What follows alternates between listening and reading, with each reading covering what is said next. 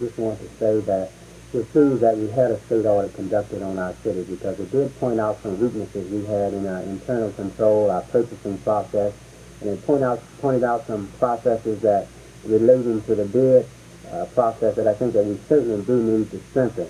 But in terms of kickbacks to any city officials, I am not knowledgeable of any of that, and if we find out that anyone did receive any kickbacks, we will certainly take the proper steps to see that they are prosecuted. But as far as I know, no one in this administration received kickbacks. Mayor Ford, there's information that chemicals sold to the city of Tuskegee by Mr. Rocker never reached the city, but the city paid for them. If there are concrete evidence of that, I would like to see it. But the fact that that question has been raised will cause me as the administrator of this city to meet with these various department heads and really find out. I know that we have a process when department heads are supposed to be accountable for not only ordering materials and supplies, but accountable for receiving them and to make sure that the city receives its proper share for its money that is invested. And if that is a problem, we certainly need to deal with that and we intend to.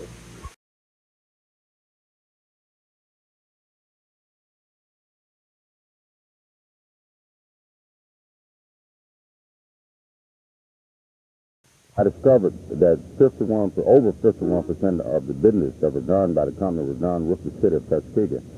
For an example, he would sell the city chemicals that was over 200% markup. Like if he paid 65 cents a gallon for a gallon of chemical, he would sell it to the city of Tuskegee for $6.50.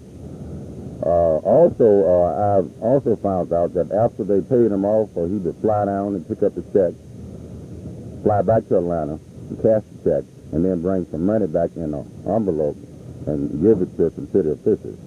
And every time he would leave the city of Atlanta, he would get a case of scotch, a case of bourbon, a case of gin, and he would give city employees some liquor for trading business. How do you know he was bringing this to the city of Tuskegee? Because I was on the plane with him. Mayor Johnny Ford of Tuskegee is preparing a response to the auditor's report, and he is to have a meeting with them Monday afternoon.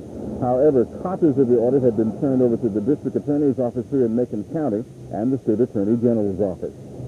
This is Norman Lumpkin, WSFA TV News, Tuskegee, Alabama.